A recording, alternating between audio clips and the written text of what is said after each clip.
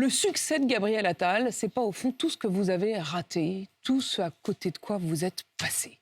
L'autorité, l'interdiction de l'abaya, tout ce contre quoi vous vous êtes opposé et qui a plu aux Français. Non mais attendez, d'abord le succès de Gabriel Attal, on parle je crois de son bilan au ministère de l'Éducation nationale, c'est ça? Qui fait qu'aujourd'hui la France est championne d'Europe des classes surchargées, qui fait qu'aujourd'hui en France les rémunérations des enseignantes et des enseignants sont à peu près 20% inférieures à la moyenne de l'OCDE. On parle du fait qu'à la rentrée 2023, une classe sur deux n'avait pas d'enseignants qui n'ont pas pu être remplacés. Si ça, vous appelez ça un succès, moi j'ai plutôt l'impression qu'en Macronie, en quelque sorte, on promeut les ministres qui ont le plus mauvais bilan. Vous l'avez pas vu, cette fusée Attal décoller, l'opinion publique qui, sondage après sondage, on a fait le personnage politique préféré des Français. Je pense que Gabriel Attal fait essentiellement de la communication. Et je crois que les Françaises et les Français, ils attendent d'avoir des dirigeants qui changent leur vie, qui font en sorte que la situation soit moins difficile. En l'occurrence, par exemple, dans l'éducation nationale, qui fasse en sorte que nos élèves aient des professeurs devant eux quand ils vont à l'école, que nos élèves aient des fournitures scolaires pour pouvoir étudier dans des bonnes conditions. Et sur ces sujets-là, je crois effectivement que le bilan de Gabriel Attal n'est pas un bon bilan, tout simplement. On va revenir sur le bilan, et d'ailleurs on entend les différents syndicats qui d'abord reprochent à Gabriel Attal de quitter l'éducation nationale. Donc au fond, est-ce que ça laisse pas entendre qu'ils étaient plutôt contents qu'il soit à l'éducation nationale? Ils veulent pas qu'il parte. Vous croyez? Moi, écoutez, j'ai lu les réactions des organisations syndicales d'enseignants après le départ de M. Attal. Ils lui reprochent effectivement de partir. Ils lui reprochent aussi l'absence de politique pour répondre aux difficultés qu'il rencontre au quotidien. Vous le savez peut-être pas, mais par exemple, lundi, il y a eu un vote à ce qu'on appelle le Conseil supérieur de l'éducation. Le Conseil supérieur de l'éducation, c'est une instance dans laquelle il y a justement les représentants du personnel, les représentants des enseignants. Ils ont donné un avis sur la réforme du lycée professionnel. Il y a eu 0 voix pour, 50 voix contre, à peu près 20 abstentions. Ça, c'est concret, vous voyez, c'est pas de la communication. Donc je vois bien le récit qu'on essaye d'installer de Gabriel Attal, qui aurait été un ministre extraordinaire de l'éducation nationale. Je crois que la réalité est tout inverse. J'écoute ce que disent notamment les syndicats de profs, et puis j'écoute aussi... les syndicats de profs, ils disent pas qu'ils sont très contents du bilan de Gabriel Attal à l'éducation nationale. Je vous ai dit exactement ce qu'il disait, c'est-à-dire qu'il lui reproche pour l'instant de partir. Mais c'est vrai que quand on reproche à quelqu'un de partir, c'est qu'on a envie qu'il reste. Manuel Bompard, l'interdiction de l'abaya, qui a été une des mesures emblématiques de Gabriel Attal, l'autorité, faire de l'autorité, du retour de l'autorité, la sélection, le fait de remettre des examens, tout ça c'est exactement ce sur quoi vous vous êtes opposé, on est bien d'accord? Bien sûr, mais je continue à m'y opposer. D'ailleurs, je pense que, par exemple, l'interdiction de l'abaya a été une formidable opération de diversion pour faire en sorte qu'on ne regarde pas précisément quelles étaient les difficultés de la rentrée scolaire. Et les difficultés de la rentrée scolaire sont celles dont je vous ai parlé tout à l'heure, c'est-à-dire le fait qu'il n'y avait pas d'enseignants pour éduquer nos enfants, c'est-à-dire le fait que nos enfants avaient du mal à pouvoir disposer des livres, des fournitures qui leur permettent d'étudier dans des bonnes conditions. Et je pense que M. Attal est un spécialiste des gadgets de communication. Mais ce ne sont pas les vrais problèmes auxquels est confronté aujourd'hui l'enseignement. Vous remettriez l'abaya? Mais c'est pas moi qui décide de mettre ou de ne pas mettre l'abaya. Si vous êtes au pouvoir, ça fait partie des décisions. Est-ce que vous réautoriseriez? Bien sûr, je pense que cette mesure était une mesure inutile, qui était une mesure de diversion, qui concernait une toute petite poignée. Non, mais c'est pas au-delà, c'est quand même le sujet principal. Sur le fond, vous, LFI... Mais moi, j'étais opposé à son interdiction, Apolline de Malherbe. Je suis cohérent, donc à partir du moment où j'étais opposé à son interdiction... Vous réautoriseriez officiellement le port de l'abaya à l'école? Bien sûr, je pense que c'était une mesure stigmatisante, totalement inutile. D'ailleurs, on nous avait annoncé des grandes difficultés. Il n'y en a eu aucune, qui était bien la preuve que les jeunes femmes qui mettaient cette tenue n'étaient pas du tout dans une logique d'affrontement. À partir du moment où la loi a été changée, elles l'ont respectée et je pense qu'elles l'ont mal vécu. Donc je pense que vous reviendriez en arrière, en tout cas, si vous arriviez... C'était une stigmatisation totalement inutile. Bref, vous êtes en train d'essayer de me faire croire que le bilan de Gabriel Attal à l'éducation nationale était formidable. Je pense que c'est un bilan qui est un bilan calamiteux. Et je pense que le président de la République le promeuve en dit long sur la manière avec laquelle on progresse en Macronie, c'est-à-dire quand on fait une mauvaise politique. Alors écoutons ce qu'il a dit hier lors de son arrivée à Matignon. Il a parlé notamment du rapport au travail. Travailler doit toujours payer plus que ne pas travailler. Est-ce que vous êtes d'accord avec ça? Ah bah oui, bien sûr, je suis d'accord. Mais alors, dans ce cas-là, j'imagine, par exemple, qu'il va faire en sorte de s'attaquer au fait que cette année, on a connu un record historique de versement des dividendes aux actionnaires. Les dividendes, ce ne sont pas des revenus du travail, alors que dans le même temps, les salaires, depuis 2 ans, ont progressé plus faiblement que les prix. C'est-à-dire que très concrètement, les Françaises et les Français ont vu leur salaire diminuer. Donc là aussi, moi, je veux aller au-delà des mots, des grandes phrases. Que M. Attal, s'il veut aller au bout de cette logique, nous dise ce qu'il compte faire pour faire en sorte que les salaires des Françaises et des Français progressent enfin. Est-ce qu'il est prêt à augmenter le SMIC ? Est-ce qu'il est prêt, comme on l'a proposé dans notre niche parlementaire au mois de novembre dernier, à indexer les salaires sur l'inflation pour faire en sorte que, quand les prix augmentent, le pouvoir d'achat des Françaises et des Français ne diminue pas. Les différents économistes, c'est d'ailleurs qu'en 2024, les salaires vont augmenter encore plus que l'inflation. Donc si on est sur votre loi, ça va presque tirer les salaires vers le bas. Non, parce que c'est un minimum, Apolline de Malherbe. On n'empêche bien évidemment pas. Non, parce que là, ça se fait tout seul. Non, ça ne se fait pas tout seul. Ce n'est pas vrai. Depuis 2 ans, si vous prenez l'augmentation des salaires par rapport à l'augmentation des prix, les prix ont augmenté davantage que les salaires. Non, mais ça, on est bien d'accord. Depuis 2 ans, après, moi, les pronostics, on verra. Monsieur le maire, il nous a annoncé depuis 1 an et demi qu'on était au pic de l'inflation.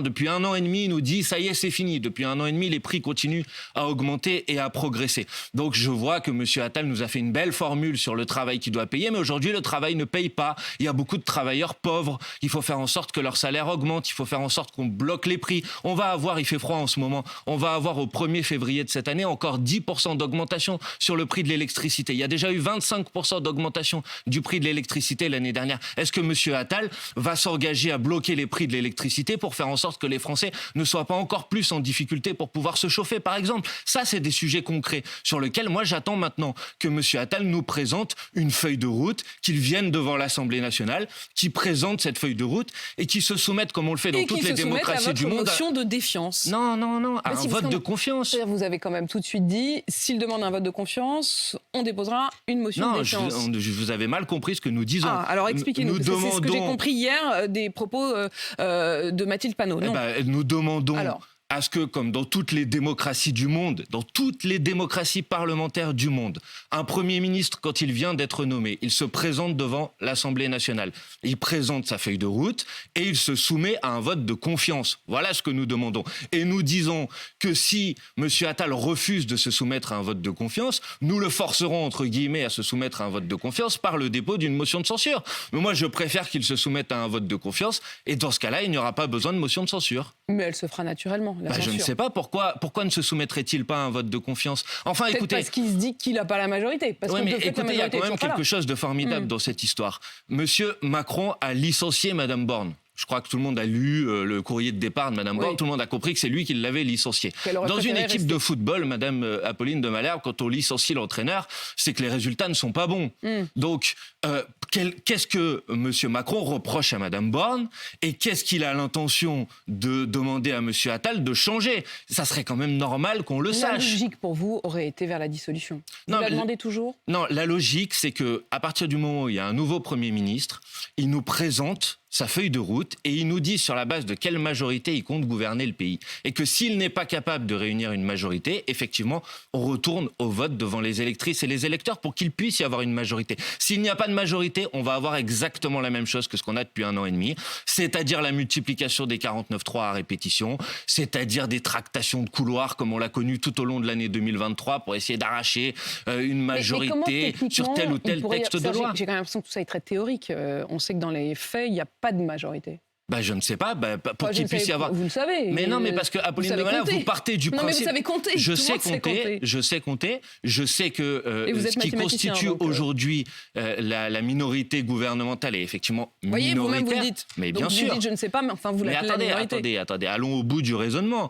À partir du moment où vous avez un Premier ministre, sa responsabilité, c'est d'aller chercher une majorité pour soutenir sa politique. Mais à partir du moment où il ne veut rien changer, il ne veut rien bouger, il considère que tout le monde doit s'aligner sur ses positions. Alors oui, effectivement, il ne peut pas convaincre de majorité, mais il pourrait avoir une autre démarche, essayer de chercher une majorité pour faire en sorte que sa politique soit soutenue par une majorité de députés et pour qu'elle puisse être mise en œuvre. Alors allons jusqu'au bout. Il vient vous voir, il vous dit, écoutez, est-ce qu'on pourrait gouverner ensemble? Vous dites pourquoi pas? Je lui dis, qu'est-ce que vous êtes prêt à changer par rapport à ce que vous faites depuis 1 an et demi, depuis 7 ans bientôt, et si vous voulez mettre en place la même politique, bien sûr que non, puisque je la conteste et que je la combats. Mais si M. Attal, il ne le fera pas, vient me voir et me dit je suis prêt à bloquer les prix sur les produits de première nécessité, je suis prêt à augmenter les salaires, je suis prêt à mettre en place enfin une vraie planification écologique, je suis prêt à passer à une 6e République, alors discutons. Mais vous savez très bien qu'il ne le fera pas, puisque tout ce qu'il fait depuis maintenant 7 ans, c'est précisément l'inverse que ce que je viens de proposer. Sur cette question des salaires,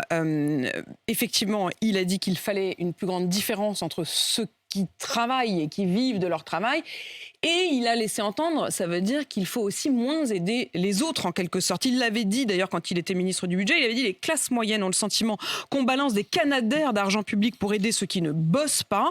La France laborieuse qui se lève tous les matins en ayant le sentiment de travailler pour les autres, c'est cette France-là qui est notre priorité. Mais attendez, qui sont les privilégiés dans ce pays ? Il faut arrêter avec cette logique. Vous croyez qu'une personne qui aujourd'hui vit au RSA, une personne qui cherche un travail mais qui n'en trouve pas et qui touche des allocations chômage, vous croyez que c'est une personne privilégiée ? Vous croyez qu'elle vit bien ?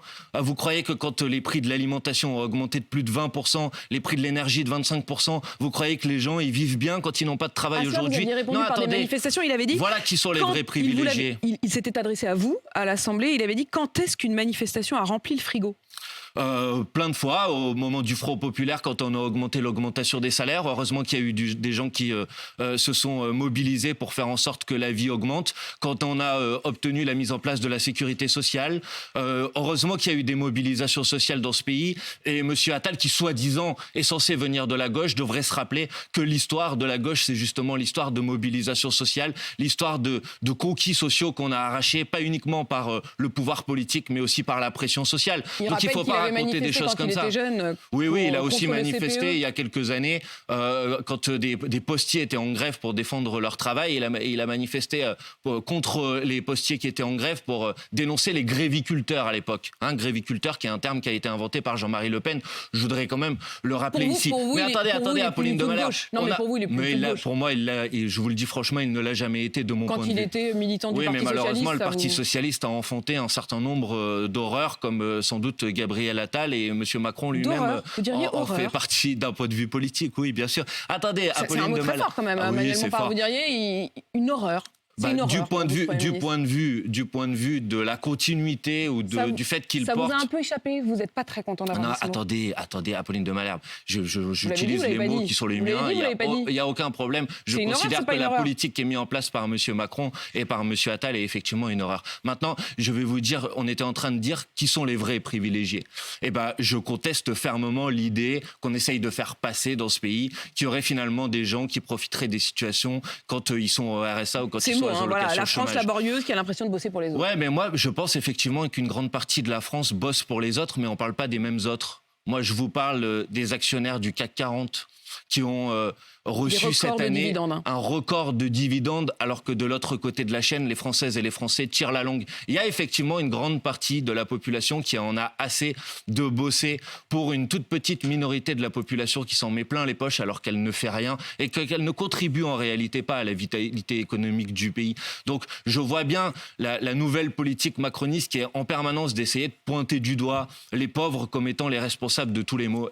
Excusez-moi de vous le dire, mais vous me trouverez toujours contre ceux qui vont continuer à tenir ce type de discours. Et si M. Attal veut faire quelque chose de bien pour le pays, plutôt que d'aller stigmatiser une partie de la population qui a des très lourdes difficultés aujourd'hui, qu'il pose la question de comment on va enfin partager les richesses dans ce pays, comment on va faire en sorte que les super profits qui ont été accumulés depuis maintenant 2 ans soient enfin taxés tels qu'ils devraient l'être depuis maintenant plusieurs semaines, de faire en sorte qu'on bloque et qu'on encadre les marges, notamment les marges dans la grande distribution, les marges dans l'industrie agroalimentaire qui sont responsables de l'inflation aujourd'hui. Voilà s'il veut être courageux. Parce que c'est pas courageux de s'attaquer aux faibles. Ce qui est courageux, c'est de s'attaquer effectivement aux forts qui profitent de la situation. Emmanuel Bompard, voilà la réaction de Jean-Luc Mélenchon hier. Attal retrouve son poste de porte-parole. La fonction de Premier ministre disparaît. Le monarque présidentiel gouverne seul avec sa cour. Malheur au peuple dont les princes sont des enfants. Vous vous attaquez à son âge ? Non, pas du tout. Il est trop jeune ? Non, pas du tout.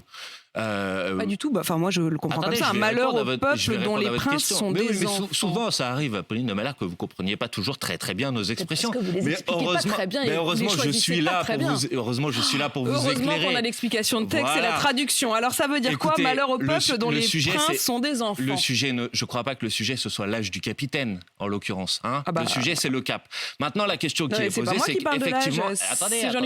Attendez. Je pense effectivement que le parcours de Gabriel Attal est un parcours assez singulier. On peut pas dire qu'il a connu, on peut pas dire qu'il a beaucoup travaillé, on peut pas dire qu'il a beaucoup été confronté aux difficultés des Françaises et des Français, et donc il n'est pas forcément très bien placé pour gouverner ce pays et pour savoir quelles sont les difficultés auxquelles sont confrontés les Françaises et les Français. Moi, j'ai 37 ans. À partir de quand vous avez estimé que vous étiez capable? Ouais, mais écoutez, moi, j'ai 37 ans, j'ai fait des études, j'ai travaillé j'ai fait un doctorat, j'ai fait un post-doctorat, j'ai travaillé dans une petite entreprise qui travaillait sur le sujet de l'intelligence artificielle. Je pense que j'ai plus que Monsieur Attal, qui est quand même peu sorti des 6e et 7e arrondissements de Paris, été confronté aux difficultés auxquelles sont confrontés les Françaises et les Français. On a quand même le droit de dire que le parcours singulier de Gabriel Attal n'est pas le parcours de n'importe quelle Française et de n'importe quel Français. Et je ne crois pas que ça soit une attaque personnelle à son égard de dire ça. Oui, sauf que là, en l'occurrence, Jean-Luc Mélenchon, il parle de l'âge. Il estime que c'est un enfant. Non, je crois pas. Je crois qu'il parle justement de son expérience, des éléments de la vie auxquels il a été confronté. C'est souvent compliqué de comprendre ce qu'il veut dire. C'est parce que souvent, vous voulez pas toujours bien comprendre. Moi, je sais pas. Le mot enfant, je le comprends comme le mot enfant. Je savais pas qu'en fait, enfant, ça voulait pas dire enfant. Peut-être qu'enfant, ça veut dire enfant, mais peut-être qu'enfant, ça veut dire du point de vue des éléments de la vie auxquels on a été confronté. Mais après, si vous voulez poser des questions à Jean-Luc Mélenchon, le mieux c'est de les poser à lui. Parce que moi, vous savez, je suis pas non plus son... Il est absolument le bienvenu, mais semble-t-il, il n'aime pas se lever le matin. Vous l'inviterez. C'est en tout cas comme ça qu'il me répond. Il aura l'occasion d'expliquer ce qu'il voulait dire par là. Mais n'hésitez pas à lui dire que ça vaut la peine de temps en temps de mettre son réveil. Je lui dirai, il n'y a pas de problème. Mais en l'occurrence, il me semble que mon point de vue et la caractérisation que je fais de Gabriel Attal et de la politique qu'il envisage de mener est politique et certainement pas personnel. Moi, j'ai jamais l'habitude de mélanger la politique et le personnel. Je n'ai pas de problème personnel avec Monsieur Attal. Par contre, je conteste sa politique et je conteste les choix qu'il a fait pour l'instant et les choix qu'il manifestement s'apprête à faire.